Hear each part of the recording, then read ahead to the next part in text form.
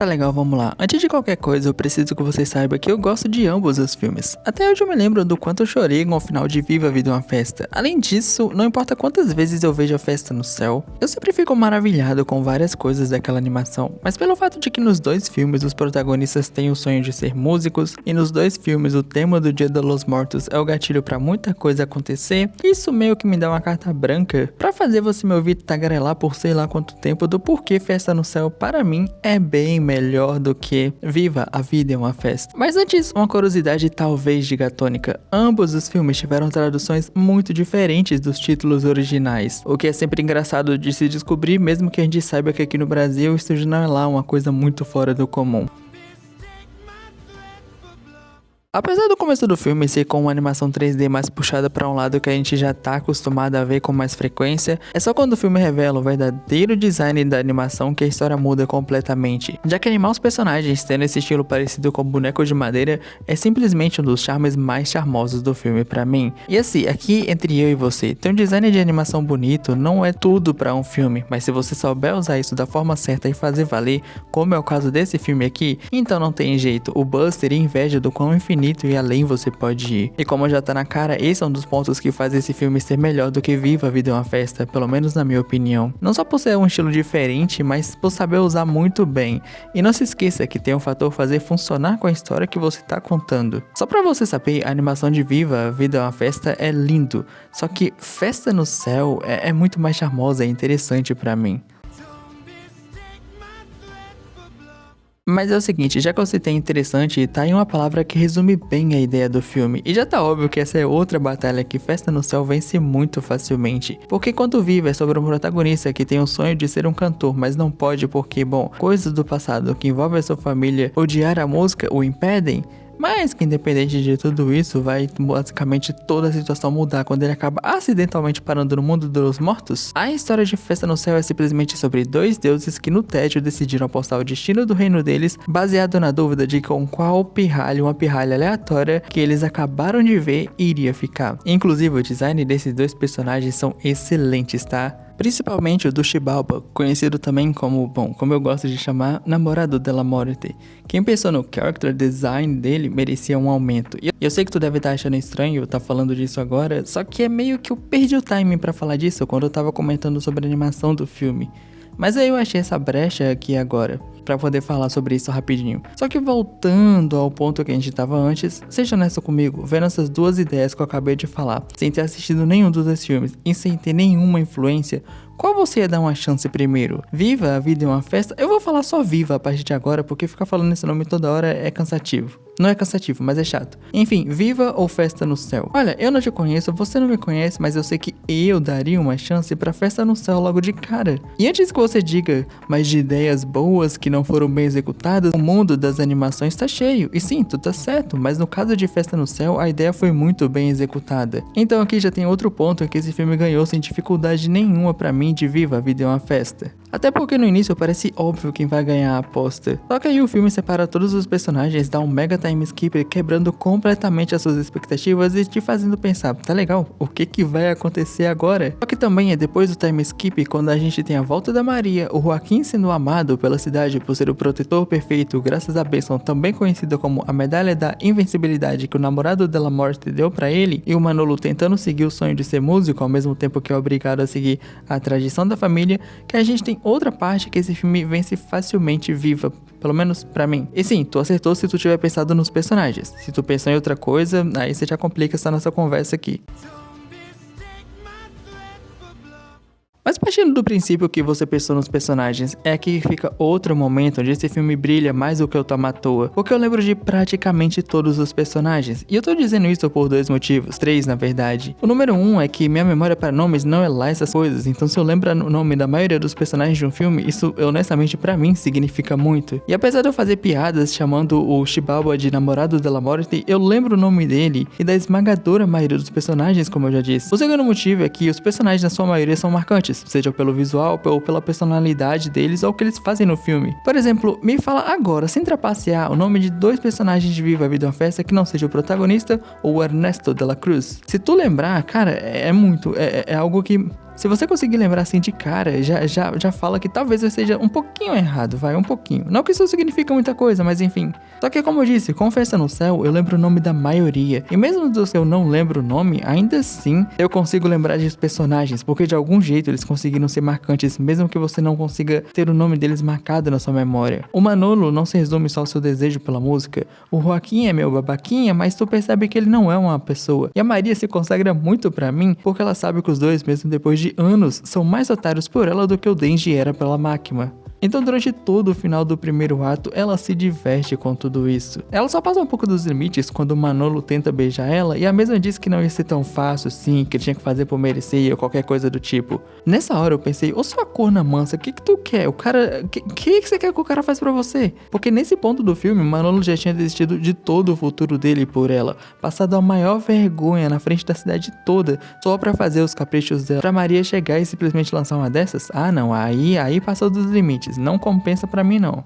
E assim, tem um fato que na primeira vez que eu fiz vídeo falando desse filme, eu resumi o Namorado della Morte como Namorado della Morte. Só que depois de rever esse filme, eu notei que esse cara é muito bom. Ele é um mau perdedor, mas é um malandro de primeira linha. E assim, La Morte com tão pouco tempo de tela deixa uma marca tão grande em você. Mas seguindo a história, é depois do Chubalba trapacear, porque a gente chega na melhor parte do filme pra mim. E obviamente, outra parte é que esse filme se torna bem melhor do que Viva. Pelo menos na minha nada única, mas humilde opinião.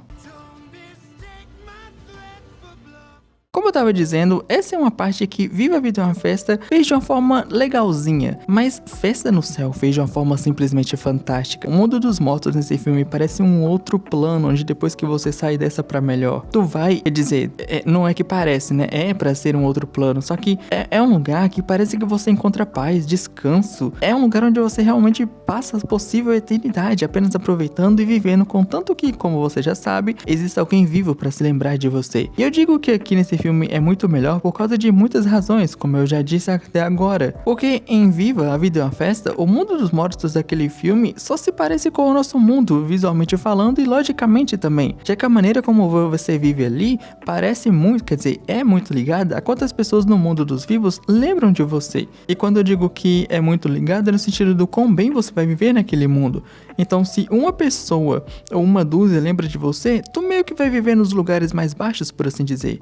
E se muitas pessoas lembram de você, tu é rico, por assim dizer, nesse mundo. A moeda ali, ao invés do dinheiro, é a quantidade de pessoas que lembram de você. E eu acho isso tão chato de se ver um filme que tá mostrando um outro universo, especialmente um onde você supostamente deveria estar em paz e viver tranquilamente depois da sua morte. E além de eu não gostar dessa questão de, como eu já falei, a moeda desse mundo ser quantas pessoas lembram de você, a ambientação eu também não acho tão interessante. Como eu disse, parece só o mundo de cima, só que ambientado no mundo dos mortos, na minha opinião.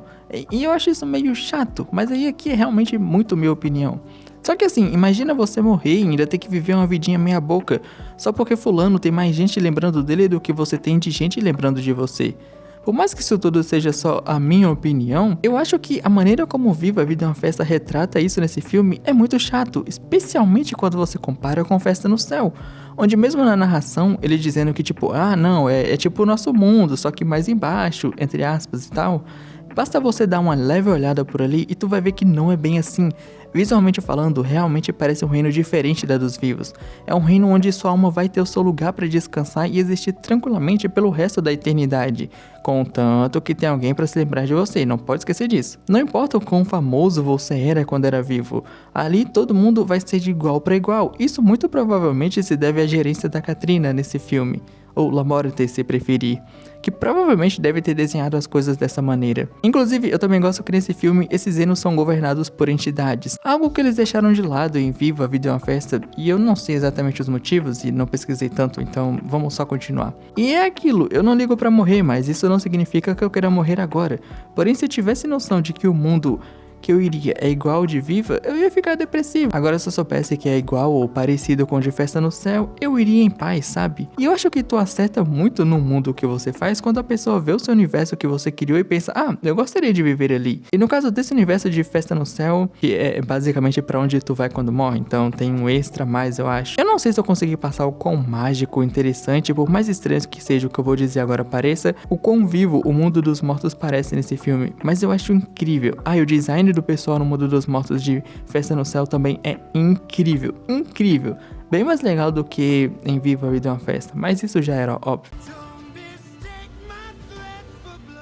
Você lembra que eu disse que a premissa desse filme é bem mais chamativa do que Viva a Vida é uma Festa? Pois então, meio que todo o desenrolar de Festa no Céu também é muito mais legal pra mim. Eu acho que é tipo assim, muito mais divertido de se ser assistido do que Viva a Vida é uma Festa. Não que Viva a Vida é uma Festa seja chato, muito pelo contrário. Só que tem uma magia muito a mais em Festa no Céu. A própria ideia inicial que eu já falei, mas aí tem o fato de que você olha pros três pirralhos e pensa, já sei com quem é a protagonista vai terminar o filme, está mais do que óbvio. Só que aí o filme vai e gasta um tempinho com eles interagindo pra de repente separar os três. Até que passa um tempo, então a protagonista, não sei por que eu tô chamando ela de protagonista, porque nesse caso o Manolo é o protagonista, mas dá pra dizer que os três são meio que protagonistas, mas enfim. O caso é que quando a Maria volta e você pensa, ela vai ficar com o Manolo, enquanto o Joaquim vai ficar sobrando ou tentando atrapalhar o casal, mas não vai conseguir nada. É aí que vem a jogada do filme, porque mesmo com a Maria, bom, a gente sabe que ela gosta mais do Manolo do que qualquer outro cara, ela fica brincando com o fato de que os dois gostam dela. E quando é conveniente pra ela tá com um, ela fica com um. Quando é conveniente pra outro, ela fica com outro. O que faz quando você tá assistindo esse filme pela primeira vez,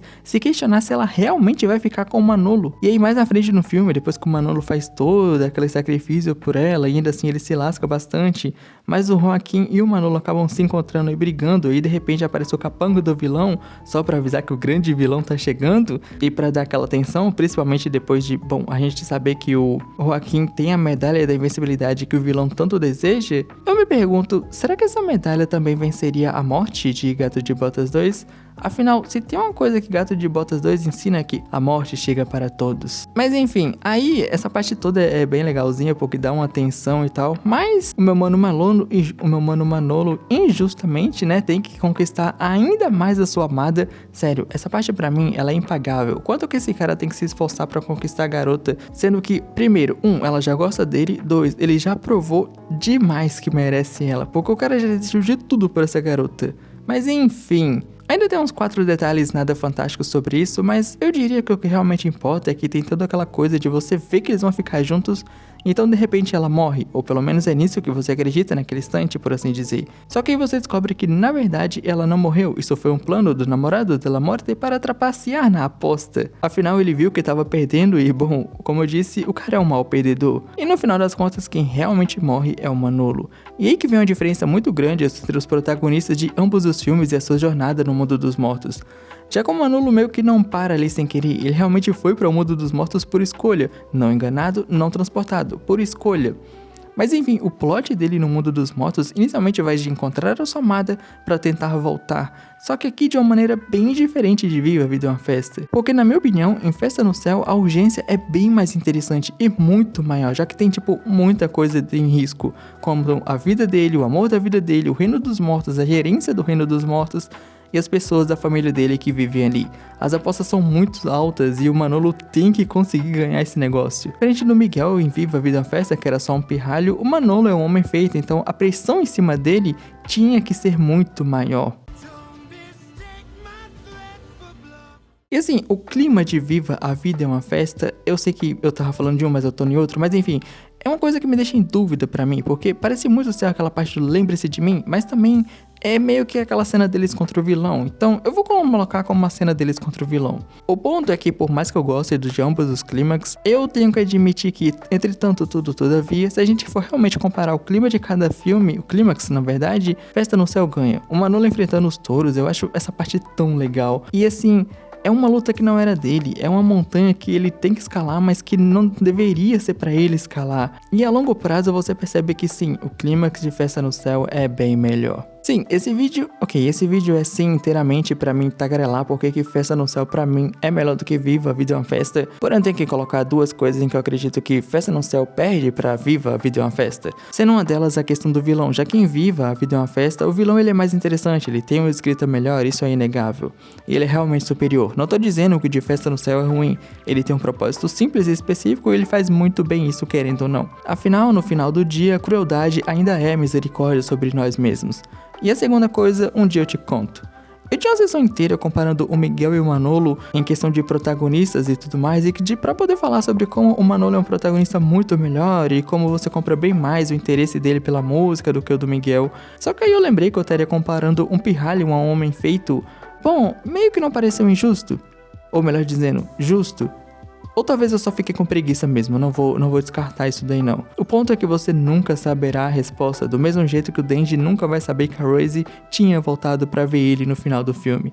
Porém, eu nem acabei abordando a existência do Shibaba e o Reino dos Esquecidos, que é pra onde tu vai quando ninguém mais se lembra de você. E é uma parada que eu achei super interessante, ter um reino pra basicamente você ir se você for esquecido, ao invés de você só desaparecer igual é em Viva, a Vida é uma Festa. E parando pra pensar, é muito mais triste e até macabro pensar que você não só some, você vai pra um reino onde você vai ser esquecido e talvez você nem se lembre de si mesmo. Mas enfim, você já parou pra reparar que Moana 2 fez 1 bilhão de bilheteria? O filme antecessor dele fez basicamente, bom, foi o filme mais assistido da Disney Plus em 2023, se não me engano. É uma continuação que causou grandes mudanças no universo do filme e ainda assim ninguém liga, fala ou se importa sobre esse filme. Reparou nisso aí? Ah, reparou não? Ah, tudo bem. Mas você já assistiu Frieren, né? Se não, por favor, assista Frieren. Bye!